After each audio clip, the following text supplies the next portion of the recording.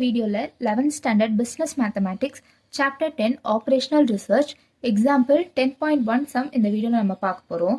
Question பாருங்க. A furniture dealer deals only two items, that is tables and chairs. He has to invest rupees 10,000 and a space to be stored at most 60 pieces. A table costs him rupees 500 and a chair of rupees 200. He can sell all the items that he buys. He is getting a profit of rupees 50 per table and rupees 15 per chair. Formulate this problem as an LPP so as to maximize the profit. So கொஸ்டினில் வந்து LPP format படி போடணும்னு வந்து சொல்லியிருக்காங்க. So எல்பிபின்னா என்னென்னா linear programming problem. இந்த linear programming problem படி இங்கே கொடுத்துருக்கிற இன்ஃபர்மேஷன்ஸை அதோட ஃபார்மேட்டில் அரேஞ்ச் பண்ணி நம்ம எழுதணும். ஸோ இப்போ கொஸ்டினில் என்னென்ன இன்ஃபர்மேஷன் நமக்கு கொடுத்துருக்காங்கன்னு பார்ப்போம். ஃபஸ்ட்டு ஒரு ஃபர்னிச்சர் டீலர் வந்து டேபிள்ஸ் அண்ட் சேர்ஸ், அதாவது இந்த ரெண்டு ஐட்டம்ஸ் மட்டும்தான் அவர் விற்கிறாருன்னு கொடுத்துருக்காங்க. He has to invest rupees 10,000 and a space to store at most 60 pieces. அதாவது அவர் வந்து 10,000 தான் அவர் இன்வெஸ்ட் பண்ணுறாரு. இந்த டேபிள்ஸ் அண்ட் சேர்ஸ் வாங்கிறதுக்கு 10,000 தான் அவர் இன்வெஸ்ட் பண்ணுறாரு. அண்ட் டேபிள்ஸ் அண்ட் சேர்ஸ் மொத்தமாக வந்து ஒன்லி 60 பீசஸ் தான் ஸ்டோர் பண்ணுறதுக்கு இடம் இருக்குது. A table cost rupees 500 and a chair of rupees 200 கொடுத்துருக்காங்க. ஸோ ஒரு டேபிள் வாங்கிறதுக்கான காஸ்ட் வந்து 500னும் ஒரு சேர் வாங்கிறதுக்கான காஸ்ட் வந்து rupees 200ன்னு கொடுத்துருக்காங்க. He can sell all the items that he buys. He is getting a profit of rupees 50 per table and rupees 15 per chair. அதாவது ஒரு table விற்று வரக்கூடிய ப்ராஃபிட் வந்து rupees 15னும் சிமிலர்லி ஃபார் சேர் வந்து 15னும் கொடுத்துருக்காங்க. ஸோ இந்த கொடுத்துருக்க இன்ஃபர்மேஷன்ஸ் எல்லாத்தையுமே நம்ம எல்பிபி மாடல் படி நம்ம போட போகிறோம். ஸோ ஃபஸ்ட்டு நம்ம இங்கே இந்த கொஸ்டினில் வந்து நமக்கு number of tables and chairs கொடுக்கல. அதனால் number of tables and chairs வந்து நான் x1 அண்ட் x2 ரெஸ்பெக்டிவ்லி நான் எழுதிக்கிறேன். நெக்ஸ்ட் வந்து நம்ம அப்ஜெக்டிவ் ஃபங்க்ஷன் வந்து கண்டுபிடிக்கணும். ஸோ இந்த அப்ஜெக்டிவ் ஃபங்க்ஷன் என்னன்னா இந்த ஃபங்க்ஷனை தான் நம்ம வந்து ஆப்டிமைஸ் பண்ண போகிறோம். ஆப்டிமைஸ்னா எய்தர் நம்ம மேக்ஸிமைஸ் பண்ணலாம் ஆர் மினிமைஸ் பண்ணலாம். யூஸ்வலாக நம்ம வந்து ப்ராஃபிட்டை தான் மேக்ஸிமைஸ் பண்ணுவோம் அண்ட் காஸ்ட் வந்து நம்ம மினிமைஸ் பண்ணுவோம். சின்ஸ் இங்கே கொஸ்டினில் நிறைய ப்ராஃபிட் பற்றி தான் டேட்டாஸ் கொடுத்துருக்கிறதுனால நம்ம ப்ராஃபிட் மேக்ஸிமைசேஷன் வேல தான் நம்ம போக போகிறோம். ஸோ அப்ஜெக்டிவ் ஃபங்க்ஷன் முதல்ல கண்டுபிடிக்கிறோம்.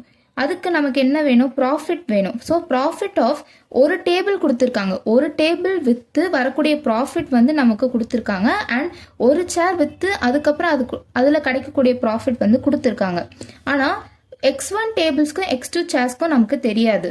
So profit for x1 tables வந்து என்னவா இருக்கும்? ப்ராஃபிட் பர் யூனிட்டுக்கும் into number of tables. Similarly சேர்ஸ்க்கு எப்படி இருக்கும்? Profit per unit 15 into number of chairs. So 15x2 50x1. So total profit என்னவா இருக்கும்? total profit நம்ம வந்து z எடுத்துக்கிறோம். அதாவது இந்த அப்ஜெக்டிவ் ஃபங்க்ஷன் வந்து நம்ம zன்னு எடுத்துக்கிறோம். So z is equal to 50x1 plus 15x2ன்னு கொடுத்துருக்காங்க. ஸோ இந்த ஃபங்க்ஷன் தான் வந்து நம்ம மேக்ஸிமைஸ் பண்ண போகிறோம்.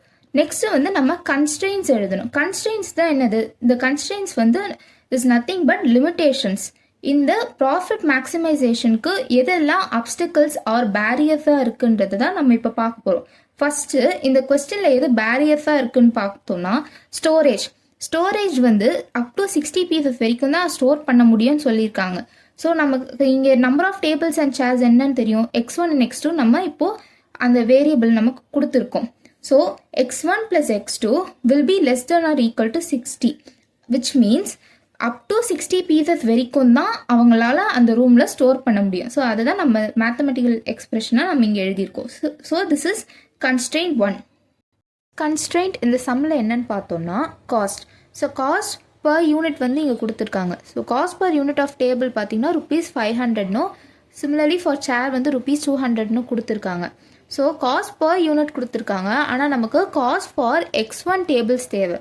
So cost for x1 tables எது? 500 into x1, அதாவது cost per unit into number of tables. Similarly for chairs பார்த்தீங்கன்னா x2 சேர்ஸ் வந்து cost per unit of chair 200 into number of chairs x2. So total cost என்னவாக இருக்கும்? இதோட சம்மேஷனாக தான் இருக்கும். So summation என்னது? 500x1 + 200x2. இதுதான் வந்து டோட்டல் காஸ்ட். ஸோ இந்த டோட்டல் காஸ்ட் வந்து will be less than or equal to 10,000. அதாவது கொஸ்டினில் இங்கே கொடுத்துருக்காங்க பாருங்கள். He has to invest ₹10,000 and a space to store at most 60 pieces. So இங்கே இன்வெஸ்ட்மெண்ட் வந்து 10,000 தான் கொடுத்துருக்காங்க. அப் டு 10,000 வரைக்கும் தான் அவரால் இன்வெஸ்ட் பண்ண முடியும். ஸோ இவர் இந்த டேபிள் வாங்குறதுக்கு மொத்தமாக அவரால் 10,000 அப் டு 10,000 வரைக்கும் தான் அவரால் செலவு பண்ண முடியும். ஸோ அதனால தான் இங்கே 500x1 + 200x2 டோட்டல் காஸ்ட் வந்து will be up to 10,000, அதாவது less than or equal to 10,000.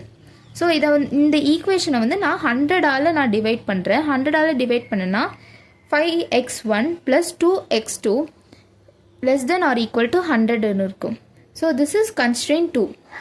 வந்து நம்ம நான் நெகட்டிவ் ரெஸ்ட்ரிக்ஷன்ஸ் பார்க்க போகிறோம்.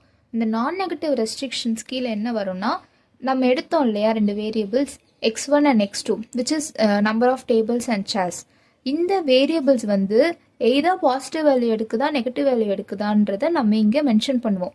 ஸோ இந்த x1 and x2 என்னது ஃபஸ்ட்டு நம்ம பார்க்கணும். So which is nothing but number of tables and chairs. Number of tables and chairs வந்து பொதுவாக நம்ம பாசிட்டிவில் தான் சொல்லுவோம். ஸோ -1 டேபிள்ஸ் இருக்குது, -2 சேர்ஸ் இருக்குது அப்படின்னு நம்ம நெகட்டிவில் நம்ம சொல்ல மாட்டோம். ஸோ பாசிட்டிவ் வேல்யூஸ் எடுக்கிறதுனால x1 will be greater than or equal to 0 and x2 will be also greater than or equal to 0. இது ரெண்டுத்தையுமே நான் சேர்த்து x1, x2 greater than or equal to 0ன்னு எழுதியிருக்கேன். நெக்ஸ்ட் வந்து இது எல்லாத்தையுமே மொத்தமாக வந்து ஆர்டரில் எழுத போகிறோம். So the mathematical formulation of the LPP வந்து என்னது, ஃபஸ்ட்டு நம்ம அந்த ப்ராஃபிட் மேக்ஸிமைசேஷன் அந்த அப்ஜெக்டிவ் ஃபங்க்ஷன் நம்ம ஃபஸ்ட்டு எழுதணும். So z is equal to 50x1 + 15x2ன்னு வரும். Subject to the constraints. Next வந்து கன்ஸ்ட்ரெயின்ஸ் எழுதணும்.